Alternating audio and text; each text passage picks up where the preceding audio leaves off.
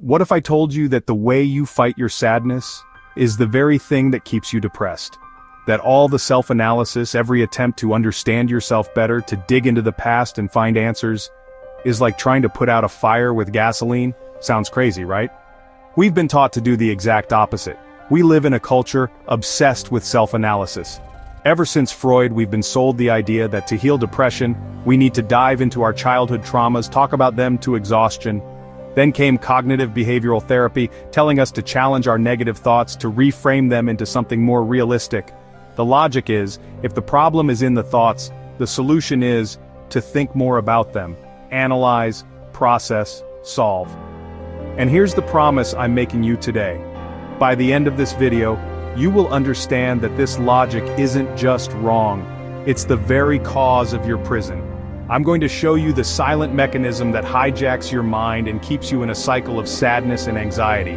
And more importantly, I'm going to show you the first key to leaving that cell. It's not a trick, not a self-help cliche.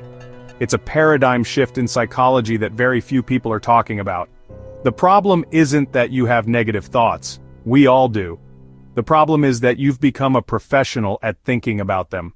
Let's call this trap by its scientific name, the Cognitive Attentional Syndrome, or CAS. It sounds complicated, but it's terrifyingly simple. CAS is an umbrella term for 4 mental habits that, when overused, become the fuel for depression. First, rumination. This is the habit of chewing on the past. Why did that happen? What did I do wrong? Why do I feel this way? You're not looking for a solution, you're just reliving the pain, like a cow chewing the same cud over and over. Second, worry. This is rumination about the future. The classic what if I never get better? What if my family gets tired of me? What if I lose my job? Hypothetical scenarios that torture you in the present. Third, vigilant behavior. This is when you become a security guard for your own mood. You wake up and the first thing you do is a mental scan. How am I feeling today? Am I sadder than yesterday? Why? You monitor every little fluctuation expecting the worst. And fourth, unhelpful coping mechanisms. The list here is long: avoiding social situations so you don't feel bad, sleeping too much to escape reality, using alcohol to numb your feelings, or even trying to force positive thoughts, which just creates more mental noise. Sound familiar? The thing is, we all do this. What throws us into the pit of depression is the amount of time we spend doing it. Let me tell you the story of Lucas. Lucas was a brilliant guy, a data analyst. His mind was his greatest tool.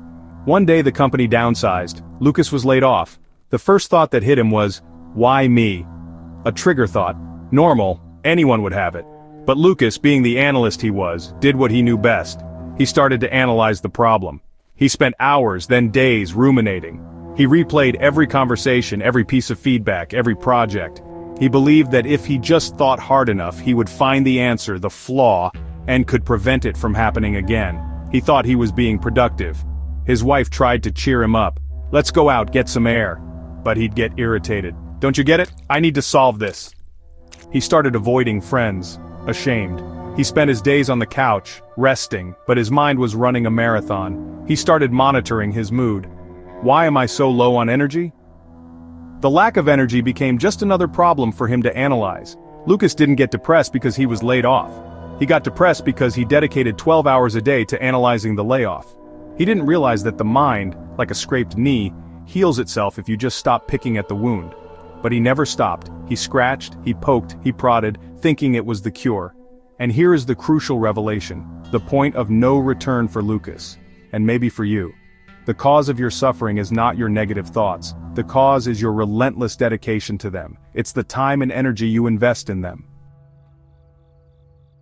Is this really the way, or are we just following the script because everyone else is, because we were told that to think is to solve? So what's the solution? If it's not thinking more, not analyzing, not fighting, what is it? This is where we flip the script. The solution is counterintuitive. It's to do less. The first step isn't to change your thoughts. It's to learn to identify them the moment they arrive. We call them trigger thoughts. Think of your mind as a busy train station. Every second, trains are arriving and departing. These are your thoughts, thousands a day. Some go to trivial destinations. What should I have for dinner?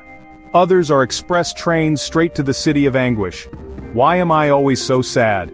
Nobody likes me. These are the trigger thoughts. They pull up to your platform, open their doors, and invite you to get on. For years you've gotten on every single one. No questions asked. You thought it was your obligation. You'd get in the car, sit down, and ride for hours, days, analyzing the gloomy landscape outside. Metacognitive therapy tells you something liberating. You don't have to get on the train. You can stay on the platform. You can simply notice, oh look, the I'm a failure train has arrived. And that's it. You observe it. You don't fight it, you don't try to send it away, you just let it go. Let's use another analogy. Your mind is a sushi conveyor belt. Little plates of thoughts are constantly passing by. I'm sad. My boss hates me. I'll never make it. You don't have to grab every plate. You have a choice. You can just look at the little I'm sad plate and let it continue on its way. If it comes around again, you let it pass again. This is the action plan, the first practical step. Starting today, your only job is not to solve your problems. It's to become a detective of your trigger thoughts. When a bad feeling starts to bubble up, ask yourself, what was the very first thought that came before this? Just identify it, name it. Ah, that's the guilt trigger, that's the future anxiety trigger, that's it, that's the beginning. The simple act of noticing the thought without fusing with it creates distance. And in that distance is your freedom. The transformation isn't becoming someone who has no bad thoughts, it's becoming someone who is no longer held hostage by them. Someone who can have a trigger thought about failure and still choose to focus on the coffee they're drinking, the conversation with a friend, the life that is happening outside their head.